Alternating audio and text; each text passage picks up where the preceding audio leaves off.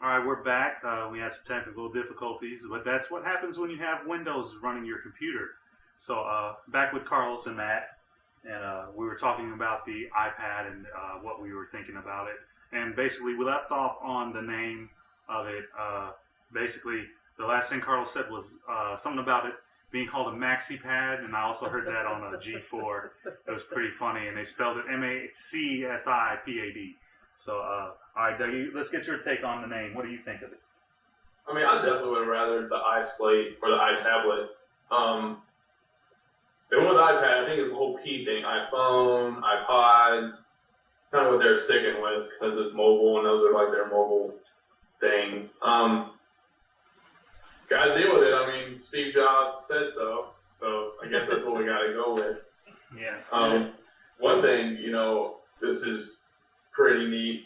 Kind of scary a little bit is how they're using the A4 processor, which is a 1 gigahertz processor that they made, Apple, that's actually running in the iPad.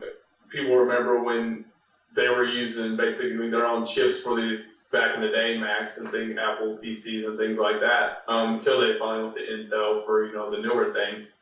So one thing I'm looking to see is the A4 going to replace the chip in the iPhone? I mean, that would be pretty awesome, right? Yeah, it would. I think that would be, I see it. I foresee it in the next iPhone, I think. Yeah. It probably, with them cutting out Intel, that would probably help on the price point, too, of the phone and the iPad, too, since they don't have that middleman thing anymore. Do you think that would reduce the price any? Maybe. I mean, Intel, it's not like Intel chips are really that expensive. I mean, if they're going to go with a mobile chip, I really don't. Intel was the smallest chip they have, the Atom processor, which is in most netbooks. Yeah. And I think that's still too big to power like an iPad or anything like that. So, I mean, this goes along the lines of like Snapdragon and things like that. So, I don't know. Okay. Tough to see, but it's interesting. It's interesting nonetheless. I think Apple's definitely moving the right way. I mean, and actually the Kindle DX 9.7, the 9.7 is the same size as the iPad, is actually $489. So if you break down all, like, I saw this on Kevin Rose's blog, is, you have the 1024 by 768 display, $1, internet browser upgrade, $1, iPod with 16 gig upgrade, $1. You start breaking these down, it brings you to $499. All these things, and you might as well. I mean, honestly, at that price point, I would definitely get an iPad over a Kindle. Yes. Now, let's just, for the people watching, let's just break it down. That the $499 is for the basic model. No 3G. It does have Wi-Fi and 16 gigs of memory. The next step up would be 32 gigs. You add another $100, and 64 gigs. You add another $100 to that. $130 for the 3G capable models, which will be coming 30 days after. Am I right? The 3G is 30 days after the 60, so 90 days. Okay. So, but here's the thing. You take that 130, and now you've got 3G, but you have no data plan. They're going through AT&T for the data plan. Now, yeah, that's the same response a lot of people got, is that, boo, we're sick of AT&T. The positive side of that, though, I will say, is the fact that you don't have to have a contract. So basically, if you decide you want to get it and you got your unlimited data and you take it around for a month and say, oh, Wi-Fi works good enough, you can cancel and there's no problems with it. The unlimited data is $30 more. Yes, unlimited data is $30. Say you have a data plan with AT&T for your phone, you're still coming out another $30, which isn't bad for unlimited data. Yeah. But it's if you're one thing is, can you pitch? Do you really think it's gonna take your place of your laptop? That's the thing. Like, I carry my laptop everywhere with me. It's a medium device. It's in between, your laptop and your phone. All right, we're back once again. Blue screen of death. Windows, you suck. I hope you die. Basically, we were talking about the data plan.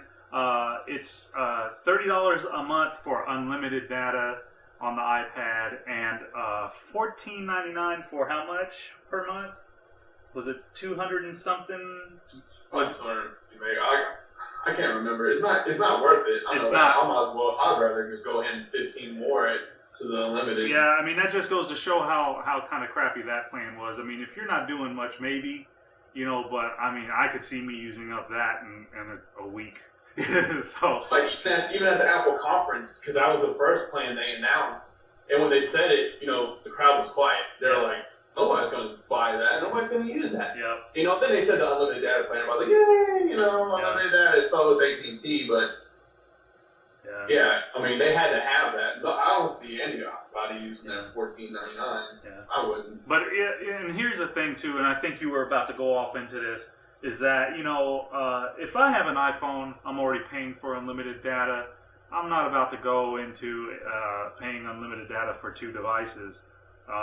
It would have been smart if they would have made it to where you could tether off your iPhone and just piggyback off that connection for 3G instead of having to pay for 2 separate data plans. But that would have made them no money. So, sucks for us. It's positive for them. It's the same lines. The same lines as even if you got the Nokia 3G booklet, the netbook that AT&T is subsidized to them right now.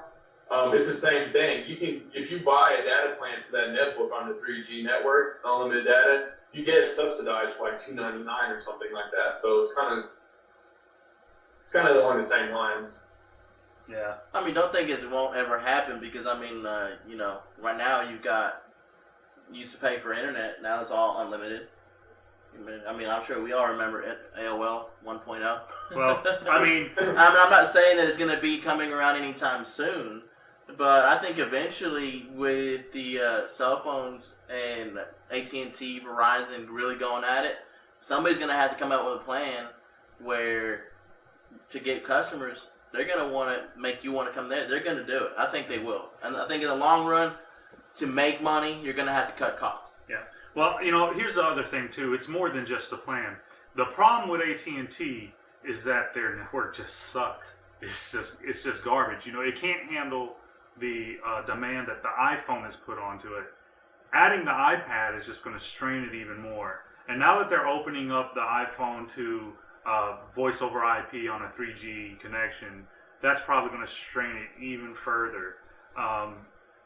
The problem is with here's the thing. Both AT&T and such as Verizon, since they're the two that are going at it right now, they have their pros and cons as far as the plans. Personally, when I look at AT&T, I enjoy the benefit of the rollover minutes and the mobile to mobile.